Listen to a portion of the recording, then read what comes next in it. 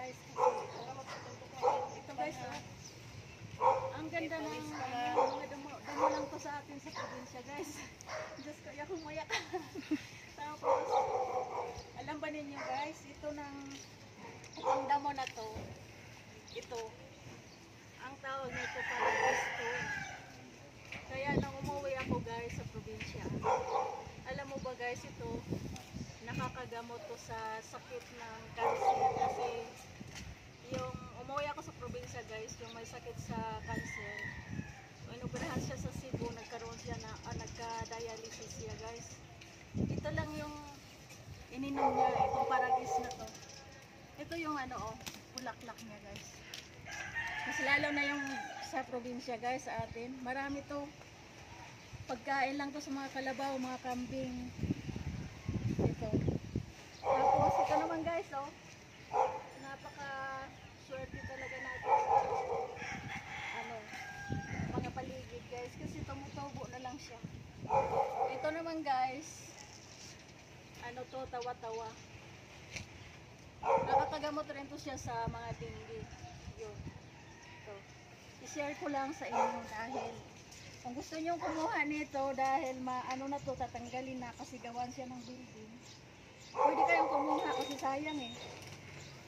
Tapos, ipakita ko ba sa inyo? Ito guys, green na green siya. Ito.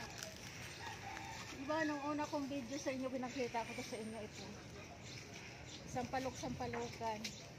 Ito, napakaganda to guys sa mayroon kayong diabetic.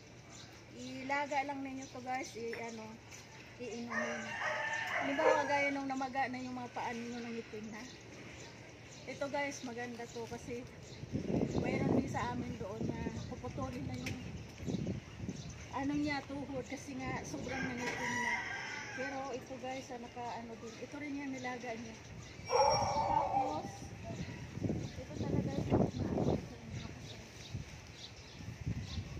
pero mo, itong ito ulitin ko sa inyo, itong paragis na to. Nakalbo na guys yung taga-amin, pero kaso lang hindi niya isabi yung pangalan. Pero sobra ako nagpasalamat sa mahal na Panginoon guys, kasi nung sinabi ko sa kanya na inumin niya to, yun ang nilaga niya. Alam mo guys, nung pagdating niya sa doktor ulit kasi na-dialysis niya siya. Alam mo yung doktor sa Cebu, nagtaka kasi gumaling na siya. Sa ganito lang na paragis na to. Kaya kung sino man sa inyo yung may sakit, at sa kanila lang naman cancer ang makakagaling nito. Marami guys. I-share ko lang sa inyo guys. Kasi sayang to eh. Pagka bunutin lang. Ito guys, ito diba sa lang to. Damo lang din to sa atin guys ito. Pero pag inumin ninyo to, mas makabababa ka agad sa dugo pag mga high blood kayo yan ito. Kaya biro mo guys, napakaswerte natin kasi ang daming tumubo lang siya.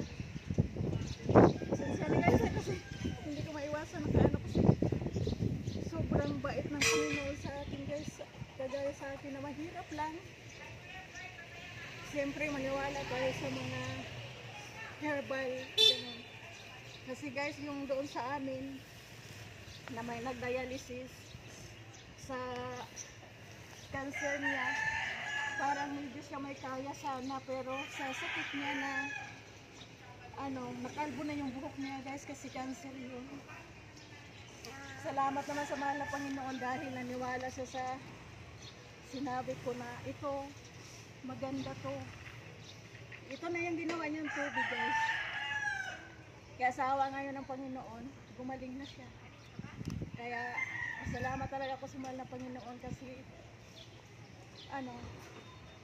sobrang siya nagpapasalamat sa akin guys, pero hindi naman ako ang noon. Ako lang nagturo sa kanya. Ang Panginoon talaga ang sa kanya. Kaya i-share ko lang to sa inyo guys lahat kasi kung sino yung gustong kumuha dito, ito kasi sayang eh. Green na green. Tapos yung sino may sakit, sige, kumuha na kayo kasi sayang ito, gawa ng building. share ko lang sa inyo guys. Salamat guys.